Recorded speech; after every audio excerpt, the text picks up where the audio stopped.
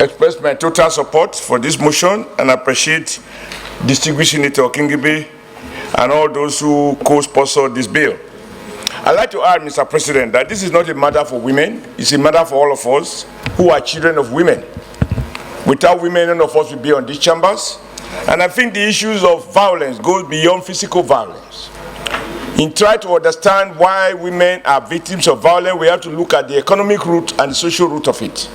There are some of our cultural habits that are unhelpful, and we need to carry this campaign beyond the bounds of the elite and take it down to the rural area, where I believe a lot of people are brutalized in silence and the police are unable to intervene. I think we need to review the laws that have to do with violence against women and stipulate stiff penalties and encourage the law enforcement agencies to enforce any reported case of violence against women. I have 2 lovely daughters.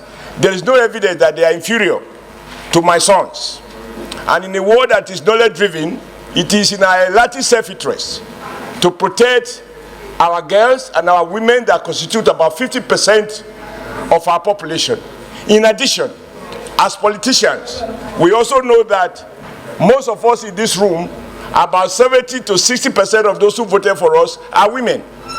The men can collect the money and take per one on an election day, while you see the women queuing under sun and rain with children on their back to vote so that we can be in these chambers.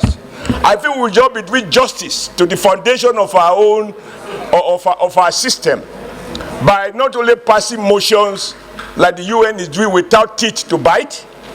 We should pass laws with appropriate tools and encourage the police to enforce those laws and prosecute and provide appropriate sanction.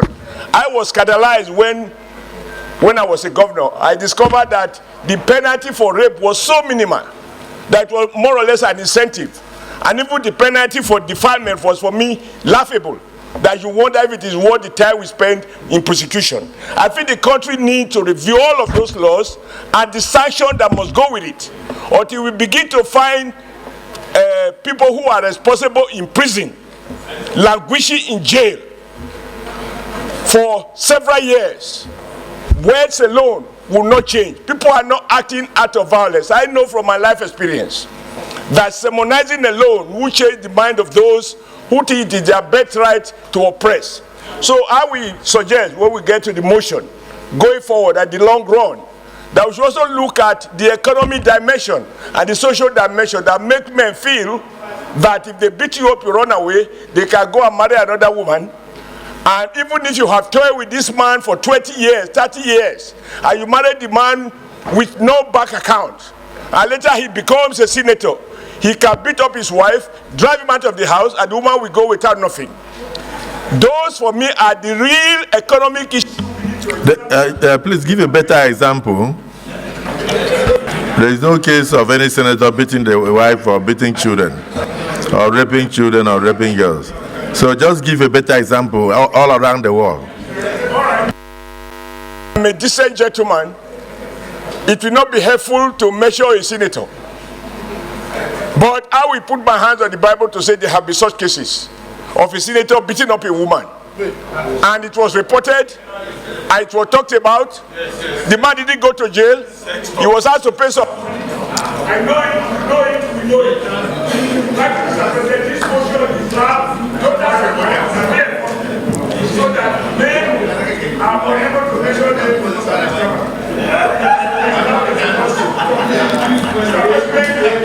Mr. President, I know that you have special interest in protection of women. You have no record of utilizing neither your wife nor the Senator, my special interest, please. Use your mic. Mr. Senate President, you are an example of a leader who protects his wife and protects your daughters, because it must start from home.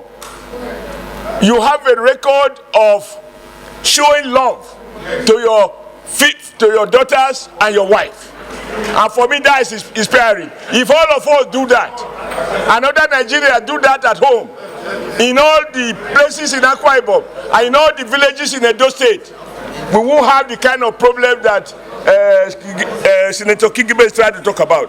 But I don't want us to reduce it to a joke. I really believe that we need to look at all the ramifications of economic, social, and physical violence against women. Thank you, Mr. President. That we should lead by example.